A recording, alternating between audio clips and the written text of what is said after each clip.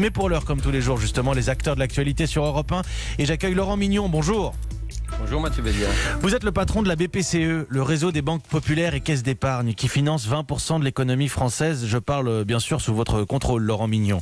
Parlons justement de cette activité auprès des entreprises. Il y a d'abord ces prêts garantis par l'État, l'État qui se porte garant sur 300 milliards d'euros de crédit.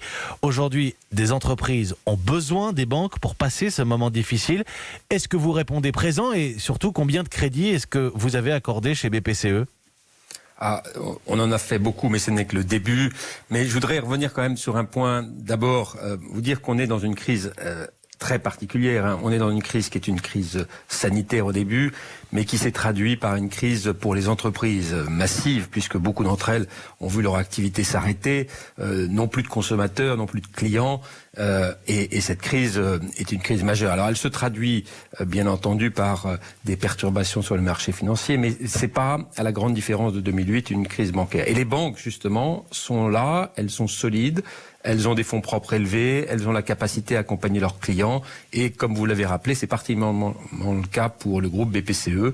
On a 29 banques régionales, les caisses d'épargne, les banques populaires, la Banque Palatine, Natixis. Et j'ajoute, pardonnez-moi Laurent Mignon, j'ajoute que vous êtes bien placé pour parler de cette situation. Petit rappel pour nos auditeurs, la fusion Banque Populaire et Caisse d'Épargne est issue de la crise de 2008. Tout à fait. À l'époque, la crise venait des banques, venait de la sphère financière. Aujourd'hui, moi je dirais que les banques sont plutôt partie de la solution. Et elles peuvent aider l'économie française à travailler, à traverser cette période. Tout le secteur bancaire, je peux vous dire, est mobilisé sans exception. Il faut, et je crois que c'est l'objectif des mesures qui ont été annoncées par le gouvernement, il faut préserver nos entreprises et le tissu économique pour éviter une crise profonde et un chômage de masse derrière. C'est vraiment le plus grand défi aujourd'hui. Il faut passer cette période et c'est là où les banques, avec les aides et les annonces qui ont été faites par le gouvernement, qui je crois vont dans le bon sens, peuvent être à côté de leurs clients et aider à traverser cette période, financer cette période-ci, ce pont vers une période où le déconfinement, je sais qu'il ne faut pas trop parler du déconfinement aujourd'hui, mais il faut l'anticiper. On va en parler quand même. Voilà. On va en parler quand même. Exactement. Et puis financer demain les investissements pour la reprise. Donc je peux vous dire que l'ensemble des salariés du groupe BPCE sont mobilisés aujourd'hui. Moi je suis très fier qu'ils fassent ce métier, accompagner leurs clients. Alors qu'est-ce qu'on a fait effectivement? Vous avez parlé du plan garanti de l'État, les 300 milliards.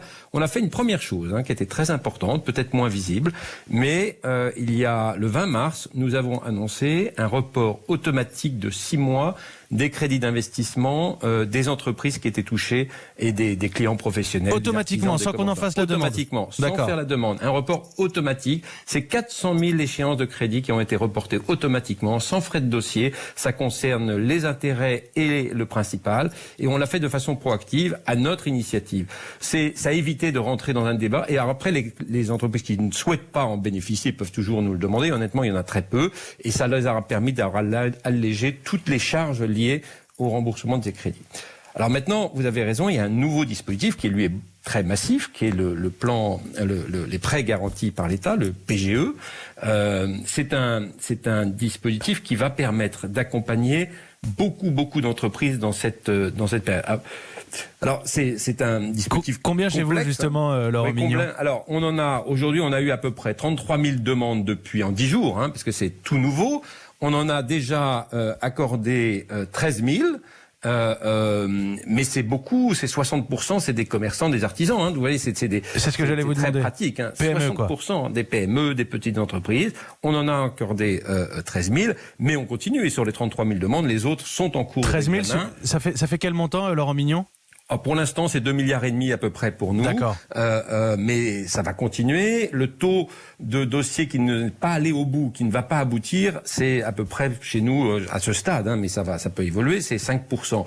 En réalité, quand on y réfléchit, près de 85% des entreprises en France sont en réalité naturellement éligibles à ce dispositif. Ce sont les entreprises qui étaient en situation normale avant la crise. Et là, le prêt garanti de l'État, le PGE, il est accordé de façon quasi automatique. Je dis quasi automatique parce que faut juste vérifier que la demande correspond bien aux critères qui ont été fixés par et à la situation actuelle. Alors selon l'assureur Crédit Coface, il faut s'attendre à 25% de faillite dans le monde. On parle du monde, mais on voit que même le loueur de véhicules Europcar, qui est un grand groupe, est en pleine négociation d'un plan de sauvetage.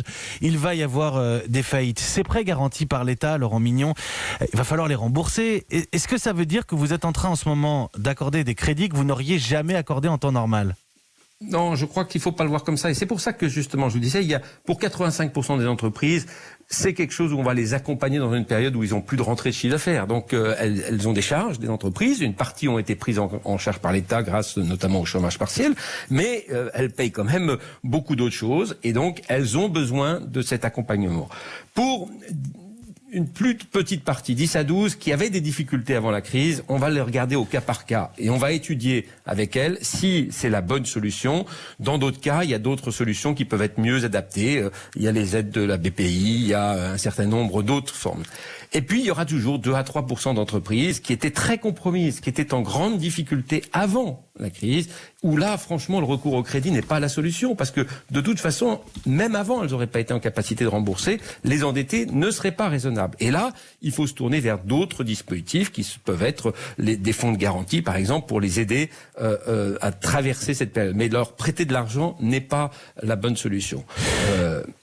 L'idée en ce moment pour l'économie, et vous l'avez un peu dit Laurent Mignon déjà, c'est de faire le dos rond en attendant que ça passe. Ce qui vous inquiète, si je vous suis bien en fait, d'un point de vue économique, ce n'est pas que le confinement dure, c'est que le déconfinement se passe mal ? Vous savez, le président de la République, je crois, a eu raison, il a dit nous sommes dans une situation de guerre. La sortie de la crise, ça va pas être comme l'armistice, tout le monde va pas sortir dans la rue le lendemain. On voit bien que le virus, il va pas disparaître d'une journée à l'autre. Et donc, le déconfinement, et on l'entend de plus en plus, il va se passer de façon progressive.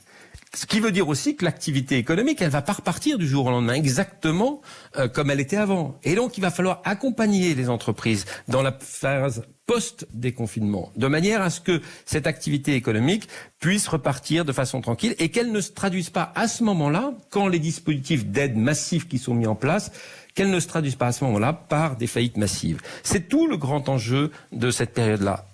S'assurer qu'on va pouvoir accompagner les entreprises dans la période post-déconfinement pour éviter un pic de faillite à ce moment-là. Et c'est le grand enjeu sur lequel nous travaillons aujourd'hui. Alors, au niveau de votre activité auprès des particuliers, je vais m'arrêter là aussi si je me trompe, tout est à l'arrêt en ce moment. Vous avez 100 000 collaborateurs dans le groupe BPCE, tout est à l'arrêt, mais vos agences restent ouvertes. Écoutez, vous savez, c'est à l'arrêt. Enfin, on fait les activités quotidiennes. Il y a moins de crédit parce qu'il y a moins d'activités. Crédit à la consommation est en baisse très forte parce que les gens consomment moins, donc ils en ont moins besoin. Le crédit immobilier connaît un arrêt parce que les gens vont moins acheter, ne visitent pas d'appartements, etc. Donc il y a moins d'activités. Mais il reste toute l'activité quotidienne des banques. Il y a beaucoup de choses à faire, que ça soit pour les clients entreprises, mais aussi pour les clients particuliers. Et aujourd'hui, bien entendu, les banques, c'est un service essentiel et l'essentiel de nos salariés sont mobilisés pour assurer la continuité de nos services. C'est très important. On a aujourd'hui, on a 7800 agences en France, 88% d'entre elles aujourd'hui sont ouvertes avec des employés dans chacune de ces agences pour répondre aux besoins des clients, soit directement avec à ce moment-là des mesures de filtrage, soit à certaines horaires sur rendez-vous pour éviter d'avoir trop de monde et éviter que cette ouverture se traduise par des risques pris pour les clients ou pour les salariés dans les agences. Voilà. Alors, bien entendu, nos salariés, comme je vous le dis, sont tous mobilisés hier. Ça, il n'y a pas de chômage partiel dans les banques, et en tout cas pas dans le groupe BPCE, mais je crois que c'est le cas dans toutes les banques. Les salariés sont mobilisés pour assurer la continuité du service auprès de nos clients, et notre priorité à nous, c'est de nous assurer qu'ils peuvent le faire dans des conditions de sécurité les meilleures possibles. On suit de façon très très stricte toutes les mesures de sécurité qui ont été préconisées par le gouvernement et les autorités de santé, la distanciation, les gestes barrières, l'hygiène, le nettoyage des locaux. Et puis, on fait beaucoup de télétravail. Aujourd'hui, on a à peu près 45 000 salariés qui sont en télétravail. C'est une transformation très profonde de notre façon de faire notre métier, mais je pense que c'est important. Merci beaucoup Laurent Mignon, président du directoire du groupe BPCE, Banque Populaire, Caisse d'Épargne. Ces questions d'abord sur l'activité des entreprises françaises. Merci beaucoup d'avoir répondu en direct sur Europe 1 ce matin, il est 7h48.